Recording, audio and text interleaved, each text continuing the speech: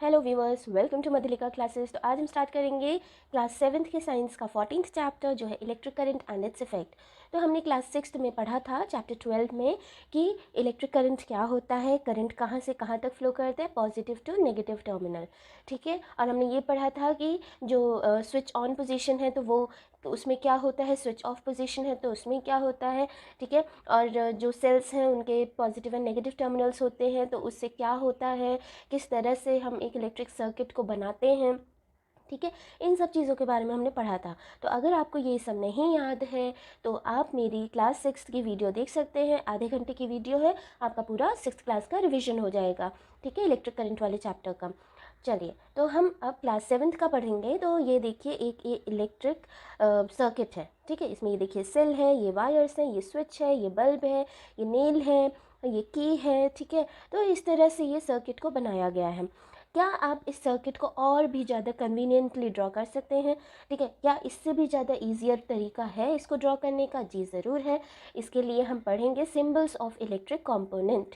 ठीक है, तो हम क्या करेंगे, अब जैसे बल्ब ड्रॉ करना है, ठीक है, तो इस तरह से हमने बल्ब ड्रॉ किया, उसके अंदर हमें फिलामेंट ड्रॉ करना होगा। ठीक है, और जो है फिर उसका positive terminal negative terminal draw करना होगा, फिर वहाँ से वायर को आप लगाएंगे, फिर एक यहाँ पे सेल ड्रॉ करेंगे। इतना कुछ करने से बेटर है अगर एक बल्ब का सिंपल सा सिंबल हो, सेल का सिंपल सा सिंबल हो, स्विच का, वायर का सिंबल हो, तब कितनी आसानी हो जाएगी ना ड्रॉ करने में।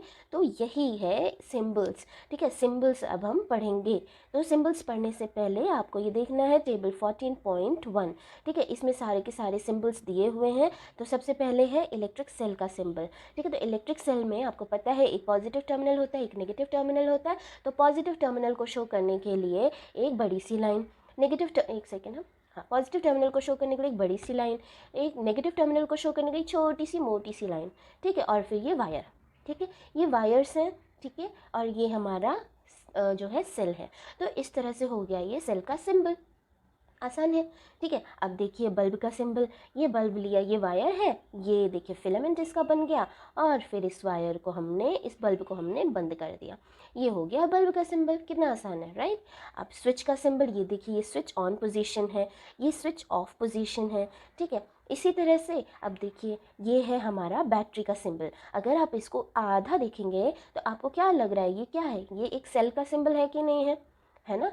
तो सेल से ही बैटरी बनता है। जब टू या टू से ज़्यादा सेल्स एक साथ कंबाइन कर देते हैं तो वो क्या बन जाता है, बैटरी बन जाता है। ठीक है, अ कॉम्बिनेशन ऑफ टू और more cells is called a battery. ठीक है, हर बैट तो जिस तरह से एक सेल का पॉजिटिव और नेगेटिव टर्मिनल होता है, उसी तरह से एक बैटरी में भी पॉजिटिव नेगेटिव टर्मिनल है। देखिए सेल का पॉजिटिव टर्मिनल, ये नेगेटिव टर्मिनल, ये पॉजिटिव टर्मिनल, ये नेगेटिव टर्मिनल। तो क्या हो रहा है, देख रहे हैं आप, नेगेटिव टर्मिनल पॉजिटिव टर्मिनल से जुड़ा हुआ है, हेंस ये बैटरी फॉर्म हो गई। ठीक है, अब देखिए क्या होता है, हमारे जो डिवाइसेस हैं जैसे कि टॉर्च है, ट्रांजिस्टर है, टॉयज़ हैं, टीवी रिमोट कंट्रोल है, इन सब में बैटरीज यूज़ होती हैं, लेकिन सब में इस तरह से ही सेल को पुट नहीं करते हैं। ठीक है, कि इसका पॉजिटिव टर्मिनल और ये नेगेटिव टर्मिनल, ये पॉजिटिव टर्मिनल, ये नेगेटिव टर्मिनल, इस तरीके से नहीं करते हैं। कैसे रखते हैं हम, इस तरह, मतलब ऐसा भी बना रहता है ना कि ऐसे पैरेलल में रख दीजिए, जुड़े हुए नहीं, डायरेक्टली जुड़े हुए नहीं रहते, जैसे इसमें डायरेक्टली जुड़े हुए हैं ना। अब इन्हीं को अगर आप पैरेलली रख दिया, यहाँ पे एक सेल, फिर यहाँ पे एक सेल, फिर यहाँ पे एक सेल, फिर यहाँ पे एक सेल, ठीक है, इस तरह से अगर हमने रख दिया तो ये किस तरह से जुड़े रहते हैं वो देख लेते हैं।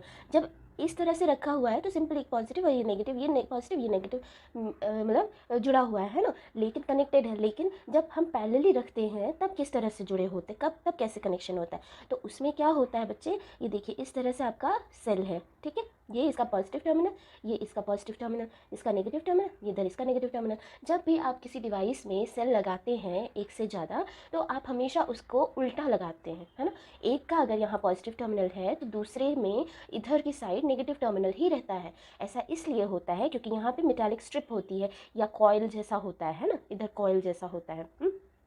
तो वो कॉइल जुड़े होते हैं अंदर ही अंदर, इसके नेगेटिव से इसके पॉजिटिव में और इसके पॉजिटिव से इसके नेगेटिव में। समझ रहे हो, तो इस तरह से कनेक्शन रहता है इनका। ठीक, आप समझ गए होंगे। आप अब नेक्स्ट टाइम जब आप एक से ज़्यादा सेल कहीं लगा रहे हैं तो आप उसको ऑब्जर्व कीजिएगा। ठीक है, दोनों जो साथ में रहते हैं, एक तरफ एक का इधर पॉजिटिव रहेगा तो दूसरे वाले का इधर नेगेटिव ही रहेगा। ठीक है, ऊपर नीचे में, इधर अगर इसका नेगेटिव है तो इधर ऑब्वियसली इसका पॉजिटिव ही लगेगा। ठीक है, या आप देखिएगा, ऑब्जर्व कीजिएगा नेक्स्ट टाइम। ठीक है, ये देखिए लिखा है sometimes cells are placed side by side, then how the terminals of the cell are connected? आप look carefully inside the battery compartment of any device. There is usually a thick wire or a metal strip. अभी मैंने आपको बताया connecting the positive terminal of one cell to the negative terminal of the next cell.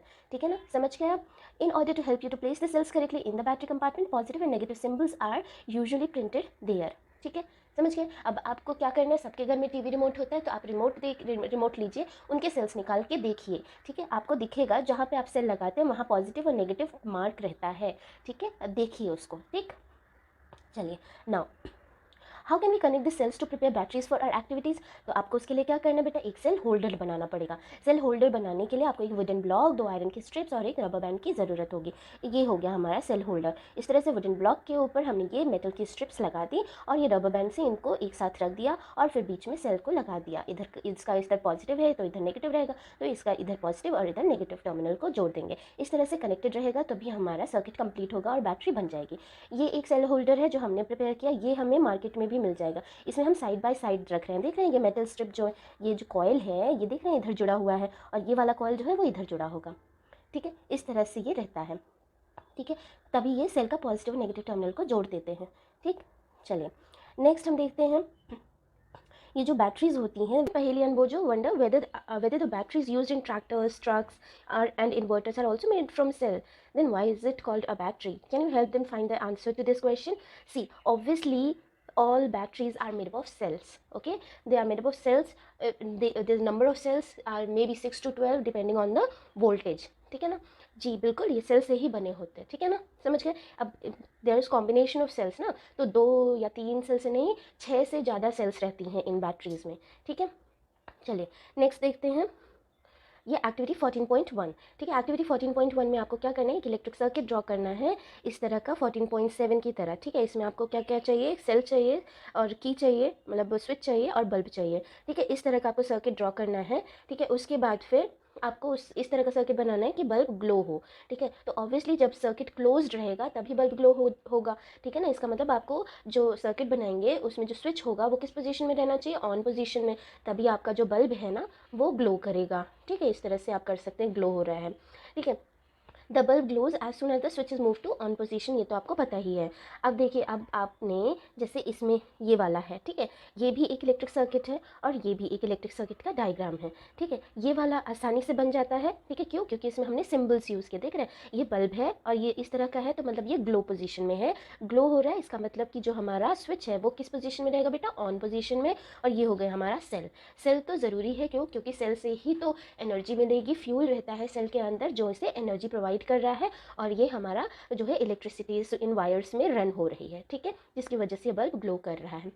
अब अगर आप ये switch को इस तरह से बना दिया आपने, इसका मतलब क्या है, ये स्विच ऑफ है। अब जो बल्ब है वो आपका बुझ जाएगा।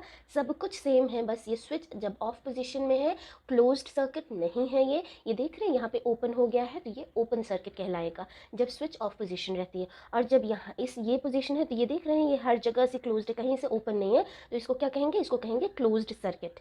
ठीक है, इसमें बल्ब जो है ग्लो करेगा, क्यों? क्योंकि इलेक्ट्रिसिटी मूव हो गई, करंट मूव हो रहा है। ठीक है, देख लेते हैं। नोटिस दैट की और switch can be placed anywhere in the circuit. ठीक है, आप की और जो स्विच है ना, स्विच को आप कहीं भी बना सकते हैं, चाहे यहाँ बना लीजिए, चाहे यहाँ बना लीजिए, चाहे बल्ब के पास बना लीजिए, चाहे यहाँ बना लीजिए। ठीक है, ये इस डायग्राम में आप चाहे यहाँ बनाइए, चाहे यहाँ, कहीं भी आप इस स्विच को बना सकते हैं। ठीक है, कहीं भी प्लेस किया जा सकता है एक इलेक्ट्रिक सर्किट में स्विच को। ठीक है, when the position is in on position, when the switch is in on position, the circuit from the positive terminal of the battery to the negative terminal is complete. The circuit is then said to be closed and the current flows throughout the circuit instantly.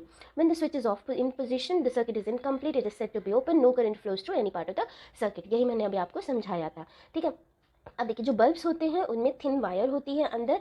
तो आप कोई bulb लीजिए, ठीक है, उसको observe करने की कोशिश कीजिए, उसके अंदर थिन वायर होती है, उसको क्या कहते हैं, उसको बोलते हैं फिलामेंट। ठीक है, जब ये ग्लो होता है तो इलेक्ट्रिसिटी इसके थ्रू जब पास होती है तो ये ग्लो होता है, और जब ये फ्यूज़ हो जाता है, इसका क्या मतलब होता है कि बल्ब फ्यूज़ हो गया, इसका क्या मतलब है, इसका मतलब है वही जो फिलामेंट था वो ब्रेक हो गया है। ठीक है, जब ये फिलामेंट ब्रेक हो जाती है, बहुत थिन सी वायर होती है, ये अगर ब्रेक हो जाती है तो इसका मतलब बल्ब फ्यूज़ हो गया है। ठीक है, अब क्वेश्चन क्या है, never touch a lighted electric bulb connected to the mains, it may be very hot and your hand may get hurt badly. ठीक है, कभी भी कोई भी इलेक्ट्रिक बल्ब को जो जल रहा है उस टाइम पे उसको टच नहीं करना है।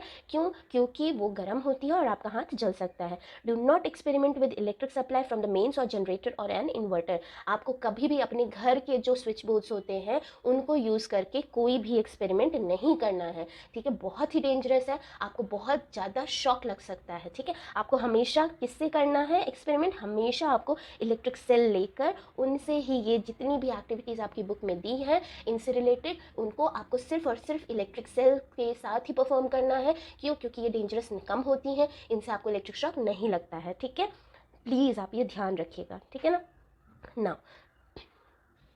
अच्छा, जब बल्ब फ्यूज़ हो जाएगा, उसका फिलामेंट ब्रेक हो गया, ठीक है, तो वो ग्लो करना बंद कर देता है। इसका ये मतलब नहीं है कि जो आपका स्विच है वो ऑफ पोजीशन में नहीं। क्यों? देखिए, अब देखिए क्या है, ये मान लीजिए आपका इस तरह से, ये मैंने एक सर्किट डायग्राम बनाया है।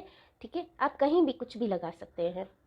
ठीक है, ये ऐसा है, ठीक है, ये ऐसा, ठीक है, ये बल्ब है, ये ग्लो हो रहा है। ठीक है, अभी तो ये स्विच ऑन पोजीशन में है, लेकिन अब क्या करना है आपको? अब देखिए, ये मान लीजिए आपका जो बल्ब है उसका फिलामेंट जो है वो ब्रेक हो गया। ठीक है, बल्ब तो वही है, सर्किट भी आपका क्लोज्ड है, सेल भी आपका प्रॉपर वर्क कर रहा है, लेकिन जब आपका बल्ब में फिलामेंट बंद मतलब टूट गया, ब्रोकन है, ठीक है, तो देख रहे हैं यहाँ पे करंट फ्लो कैसे होगा, है ना।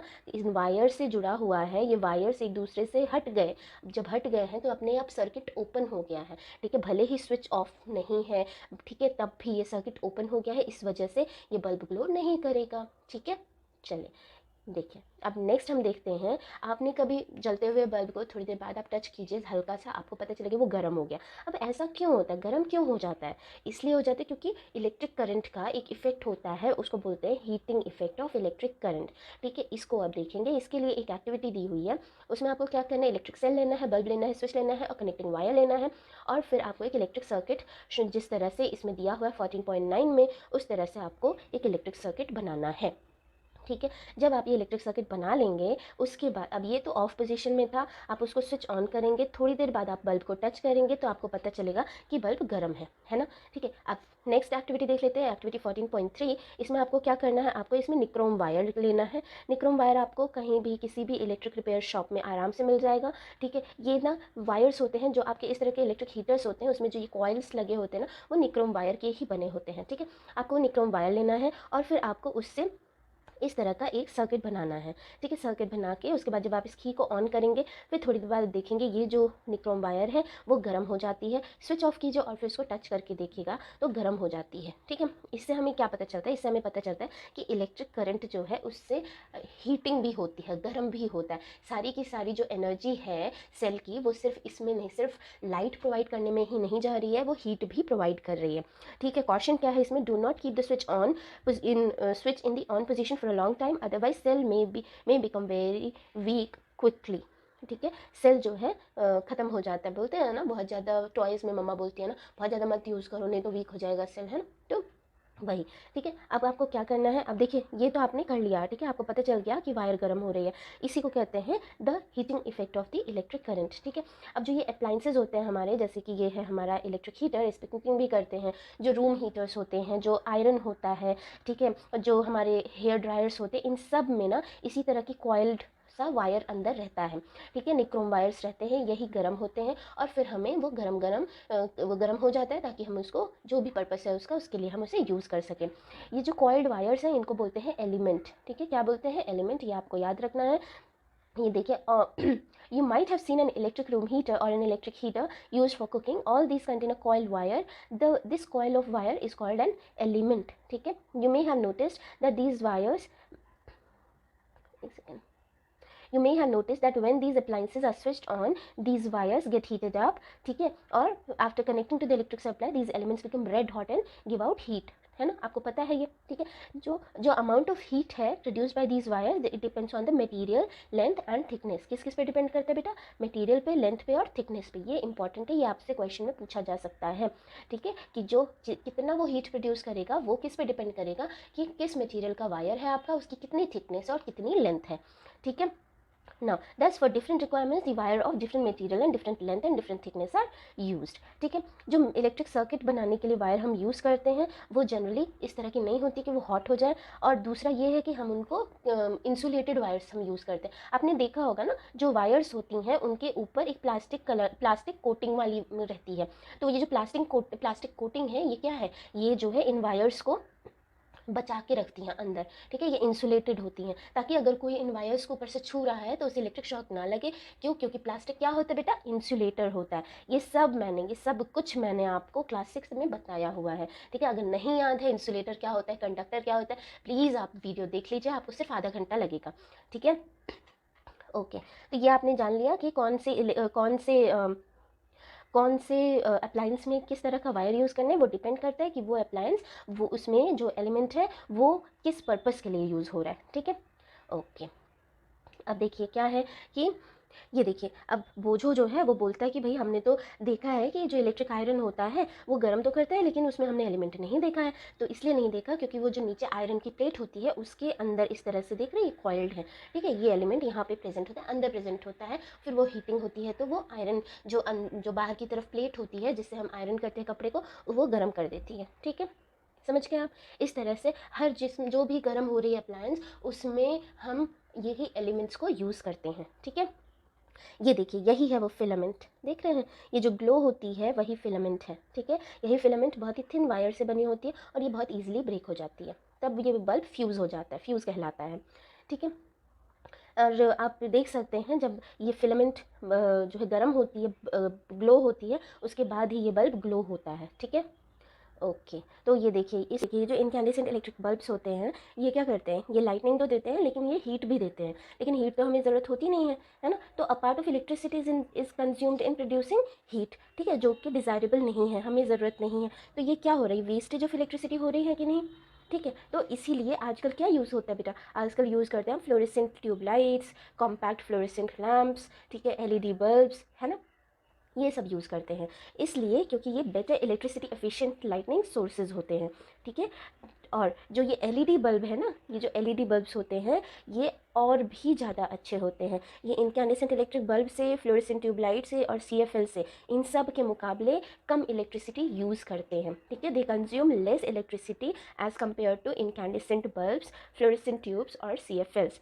इसीलिए LED bulbs are much electric efficient and therefore being preferred. ठीक है ना, समझ गए आप? ठीक है, अब देखिए, अब जो है जितने भी इलेक्ट्रिक गैजेट्स होते हैं ना, उनको जो है एक standard bureau of Indian standard है, BIS, दिल्ली में हेडक्वार्टर्ड है। ये एक स्टैंडर्ड मार्क देता है हर एक प्रोडक्ट पे।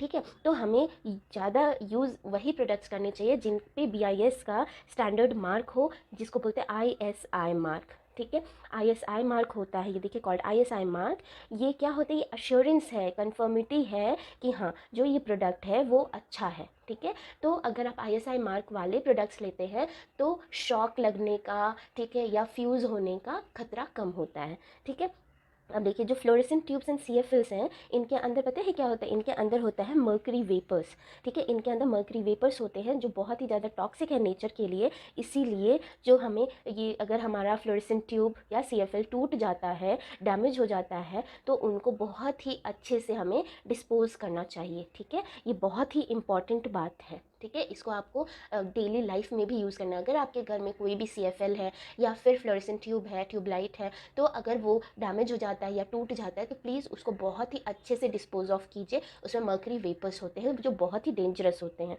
ठीक है, आई होप आपको ये सब समझ में आ गया होगा। अब बढ़ते हैं आगे।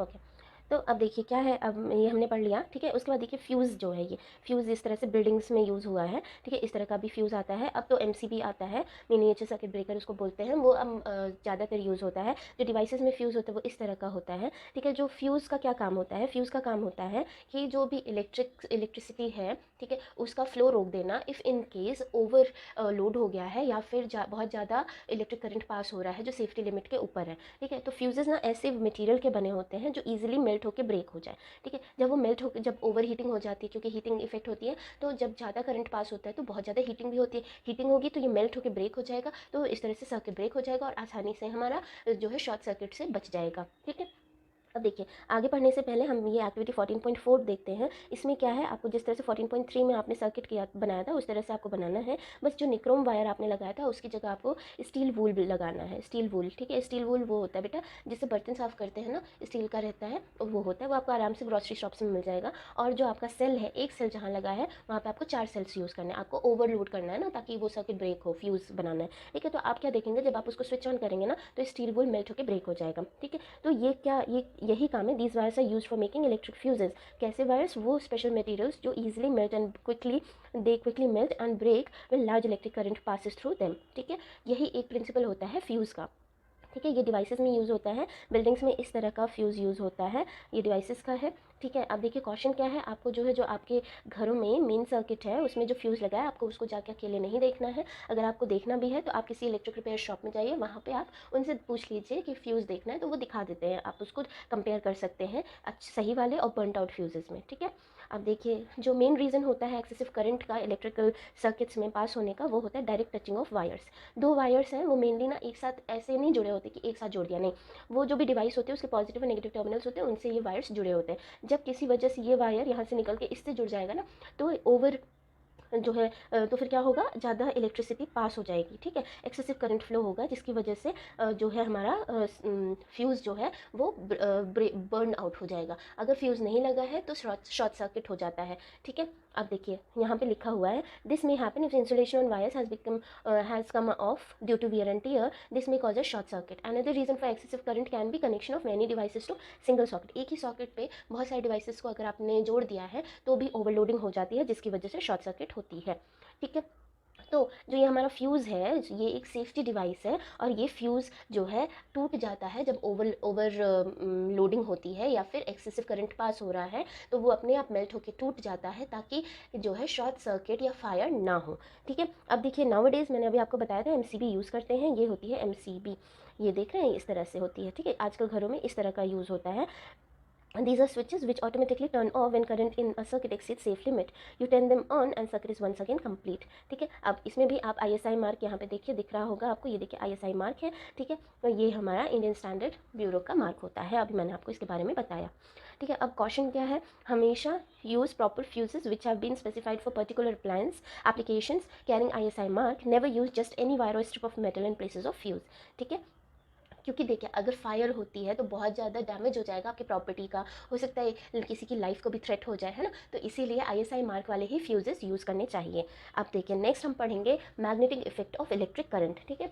हीटिंग इफेक्ट हमने पढ़ लिया, हीटिंग इफेक्ट को हमने यूज़ किया फ्यूजेस बनाने में, और फिर उससे हमने अपने बहुत ज़्यादा जो प्रॉब्लम्स हो सकती है ज़्यादा इलेक्ट्रिक करंट फ्लो होने से, ओवरलोडिंग होने से, तो उससे हम बच गए शॉर्ट सर्किट से, ठीक है। अब देखते हैं magnetic effect of electric current. तो अब आपको क्या करना है, एक कार्डबोर्ड ट्रे लेना है जो कि जैसे मैच बॉक्स का होता है उस वो, ठीक है, उसके चारों तरफ इस तरह से वायर को कॉइल कर देना है, और उसके अंदर एक आपको छोटा सा स्मॉल कंपास नीडल रखना है, ठीक है। उसके बाद आपने इस सर्किट को ऑन करना है। थोड़ी देर बाद आप देखेंगे जब आपने सर्किट ऑन किया तो जो कंपास का नीडल है वो अलग डायरेक्शन में पॉइंट करने लगेगा, ठीक है। बार मैग्नेट होता है हमारा कंपास का नीडल। तो अब देखिए क्या होता है, जब ऑन करेंगे तो फिर दूसरी what do you observe, does the compass needle reflect, move the switch back to off position, does the compass needle come back to its initial position, बताइए, ठीक है। ये आपको एक्सपेरिमेंट करवाएंगे, हो सकता है आपके टीचर, तो आप इसको ऑब्जर्व कीजिएगा। अब देखिए मैं आपको इसका बताती हूँ। अब देखिए जो कंपास नीडल है वो एक छोटा सा मैग्नेट है, ठीक है, जो किस डायरेक्शन में पॉइंट आउट करेगा बेटा, नॉर्थ एंड साउथ डायरेक्शन में, ठीक है। जब हम उसके पास मैग्नेट लेकर आएंगे तो वो मैग्नेट की वजह से डिफ्लेक्ट होगा, है ना। तो वो क्या होगा, डिफ्लेक्ट हो जाएगा, और वो नॉर्थ साउथ डायरेक्शन में पॉइंट आउट नहीं करके वो मैग्नेट की तरफ अट्रैक्ट होगा, ठीक है। अब देखिए जब हमने उसमें करंट फ्लो किया ना, तो वो नीडल जो कंपास नीडल था वो पहले तो नॉर्थ साउथ डायरेक्शन में पॉइंट आउट कर रहा था। जब हमने उसमें करंट फ्लो किया, जो कॉयल था ये मैग्नेटिक इफेक्ट आ गया उसमें इलेक्ट्रिक करंट की वजह से, इसकी वजह से जो कंपास नीडल है वो डिफ्लेक्ट होने लगेगा, ठीक है। We have seen that compass needle gets deflected when current flows in the near by wire, ठीक है। when current flows through a wire it will behave like a magnet, ठीक है। ये खोज जो है एक साइंटिस्ट है हैंस क्रिस्टियन ऑयस्टेड, ठीक है, इन्होंने किया था। इन्होंने पहली बार देखा कि कंपास नीडल डिफ्लेक्ट होता है every time the current when he noticed that deflection of compass needle every time the current was pass through the wires. तो उन्होंने क्या किया, इसको कई बार एक्सपेरिमेंट किया, ठीक है। फिर उन्हें पता चला कि यस, जब इलेक्ट्रिक करंट पास होता है किसी वायर से तो वो वायर बिहेव करने लगता है एक मैग्नेट की तरह, ठीक है। इसी को कहते हैं magnetic effect of electric current, ठीक है। ठीक है। अब देखिए, अब हम क्या करेंगे, अब हम इलेक्ट्रोमैग्नेट बनाएंगे। इलेक्ट्रोमैग्नेट हम कैसे बना सकते हैं, ये आपने इस तरह से सर्किट बनाना है। ये जो कॉइल्ड है इसके अंदर आपको नेल डालना है, ठीक है। जब आप नेल डालेंगे और जब इसका स्विच ऑन करेंगे ना, तो जो ये इसका इलेक्ट्रिक करंट का जो इफेक्ट है, मैग्नेटिक इफेक्ट, वो इस नेल में आ जाएगा और ये नेल क्या बन जाएगा, मैग्नेटिक हो जाएगा, ठीक है। क्यों, अब देखो इलेक्ट्रोमैग्नेटिक का क्या मतलब है, इलेक्ट्रिसिटी की वजह से जो मैग्नेट बना है वो इलेक्ट्रोमैग्नेट कहलाता है, ठीक है। जैसे आप करंट स्विच ऑफ कर देंगे तो ये इलेक्ट्रोमैग्नेट बंद हो जाएगा बिहेव करना मैग्नेट की तरह, ठीक है। चलिए थोड़ा पढ़ लेते हैं इसके बारे में। अब देखिए, electromagnet. Now, take around 75 centimeter long piece of insulated plastic or cloth covered enameled flexible wire and an iron nail से about 6 to 10 centimeter. इसी तरह से आपको कनेक्ट करना है, ये जो मैंने आपको बताया सर्किट को इसमें, ठीक है। जब आप इसमें करंट फ्लो करवाएंगे, नाउ व्हाट हैपन, ठीक है, और यहाँ पे पिन्स आपको रखनी है, ठीक है, पिन्स रखनी है जो ओके। नाउ जब आप उसको स्विच ऑन कर देंगे तो पिन्स क्या होंगी, पिन्स इस नेल से चिपक जाएंगी, ठीक है, they will cling to the nails, ठीक है। जैसे आप स्विच ऑफ करेंगे ये नेल्स से हट जाएंगी पिन्स, ठीक है।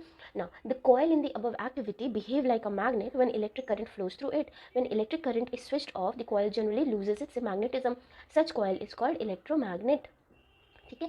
The electromagnet can be made very strong and can lift very heavy loads. Now अब देखो, जो क्रेन्स होते हैं वो भी इलेक्ट्रोमैग्नेट से यूज़ करते हैं, ठीक है। वो क्या करते हैं, the end of such crane has a strong electromagnet attach to it. The electromagnets are also use to separate magnetic material from junk, ठीक है। तो जो डॉक्टर्स होते हैं ना, वो भी टाइनी से इलेक्ट्रोमैग्नेट यूज़ करते हैं अगर आपके आँख में कोई मैग्नेटिक मटीरियल चला गया है तो, ठीक है। समझ गए आप इलेक्ट्रोमैग्नेट किस तरह से बनाना है। तो चलिए अब हम देखते हैं इलेक्ट्रिक बेल के बारे में, ठीक है। तो इलेक्ट्रिक बेल से तो सब जानते हैं, ठीक है। तो ये क्या, इसके अंदर भी एक इलेक्ट्रोमैग्नेट होता है। अब हम देखते हैं कि ये काम कैसे करता है। फिगर 14.20 जो है वो आपको देखना है। इसमें देखिए क्या है, ये consist of a coil of wire wound around an iron piece. तो ये एक आयरन पीस है, ठीक है। इसके कॉइल मतलब वायर की कॉइल्ड है, इसके चारों ओर वाउंड है, ठीक है ना। Now the coil acts as an electromagnet, यही कॉयल जो है वो इलेक्ट्रोमैग्नेट की तरह बिहेव करता है। आप देखिए एक आयरन स्ट्रिप, ये देखिए ये आयरन स्ट्रिप है विद एन हैमर, ये देखिए हैमर है, ठीक है, is attach to one end is kept close to electromagnet, ये इलेक्ट्रोमैग्नेट के पास में है। There is a contact screw near the iron strip, ठीक है। when the iron strip is in contact with screw the current flows through the coil, ठीक है। अब देखिए कॉन्टैक्ट स्क्रू ये है, ठीक है। जब ये कॉन्टैक्ट स्क्रू इस आयरन पीस के साथ कॉन्टैक्ट में है, ठीक है, तो फिर इलेक्ट्रिसिटी फ्लो हो रही है। अब जब इलेक्ट्रिसिटी फ्लो होगी तो ये इलेक्ट्रोमैग्नेट की तरह बिहेव करेंगे जो कॉइल्ड वायर है, ठीक है। और उसके बाद ये जो आयरन है, आयरन की स्ट्रिप है, वो इस तरफ अट्रैक्ट होगी। जब इस तरफ अट्रैक्ट होगी इलेक्ट्रोमैग्नेट की तरफ, ठीक है, तो ये हैमर भी आगे की तरफ अट्रैक्ट होगा और फिर ये इसी गोंग के ऊपर बार बार स्ट्राइक करेगा तो साउंड प्रोड्यूस होगी, ठीक है। जब इलेक्ट्रोमैग्नेट पुल करता है आयरन स्ट्रिप को, ठीक है, फिर सर्किट ब्रेक हो जाती है, ठीक है। समझ गए आप, देखिए यहाँ पे लिखा हुआ है, पढ़ लेते हैं हम। ओके, ये हमें देखना है, ठीक है। It consist of coil of wire wound around an iron piece, the coil acts as an electromagnet, an iron strip with a hammer at one end is kept close to the electromagnet. There is a contact screw near the iron strip. When iron strip is in contact with the screw, the current flows through the coil, which becomes electromagnet. It then pulls the iron strip. Iron strip को अपनी तरफ पुल करेगा, यही मैंने आपको बताया. In the process, hammer at one end of the strip. Okay, ठीक है। उसके बाद जब इलेक्ट्रोमैग्नेट पुल करता है आयरन स्ट्रिप को तो ये फिर से सर्किट को ब्रेक कर देता है। तो जो करंट है वो कॉयल में फ्लो होना बंद हो जाएगा, तो कॉयल फिर इलेक्ट्रोमैग्नेटिक नहीं रहेंगे, ठीक है ना। Coil is no longer an electromagnet, it no longer attracts the iron strip comes back to its original position and touches the contact screw again, ठीक है। This completes the circuit, this current flows in the coil and the hammer strikes the gong again. This process is repeated in quick succession. The hammer strikes the gong every time the circuit is completed. This is how bell rings, ठीक है ना। समझ गए, जब ये iron strip इस contact screw के साथ अटैच रहता है तभी, जब ये इन दोनों का कनेक्शन होता है तभी ये सर्किट कंप्लीट होता है, ठीक है। ये सर्किट कंप्लीट रहेगा और ये जो है देख रहे हैं, ये आयरन स्ट्रिप से ये वायर जुड़ी हुई है ना, ठीक है, यही जो है हमारा कॉन्टैक्ट स्क्रू है, ठीक है। ये जब कॉन्टैक्ट स्क्रू के साथ ये आयरन स्ट्रिप जुड़ा रहता है, कनेक्टेड रहता है, तो करंट फ्लो होती है इस तरह से। और जब इलेक्ट्रोमैग्नेट इसको आयरन स्ट्रिप को अपनी तरफ खींचता है तो ये जो है ब्रेक कर देता है, ठीक है। जब ब्रेक कर देगा फिर जो है ये बेल होना बंद हो जाएगा। फिर जब वापस से जाएगा अपनी ओरिजिनल पोजीशन पे तो फिर इस तरह से सर्किट जो है क्लोज हो जाएगा और फिर से बेल रिंग होगी। ठीक है, आई होप आपको ये समझ में आ गया होगा। अब देखिए इस तरह से हो गया हमारा ये चैप्टर फिनिश और हमने ये कीवर्ड्स भी कर लिए, battery, circuit diagram, electric components, electrobell, electromagnet, fuse, heating effect of current and magnetic effect of current. ठीक है, तो अब क्या करना है आपको, सबसे पहले अगर आपको कुछ डाउट है तो आप कमेंट सेक्शन में लिख सकते हैं। दूसरा, आपको क्लास सिक्स का चैप्टर 12 आपको एक बार वीडियो आप देख सकते हैं, उससे आपको पूरा रिविजन हो जाएगा और अच्छे से समझ में आएंगी चीज़ें। ठीक है, तो अगर आपको वीडियो पसंद आया है तो प्लीज़ लाइक कीजिए, अपने फ्रेंड्स के साथ शेयर कीजिए और मेरे चैनल को सब्सक्राइब कीजिए। Thank you.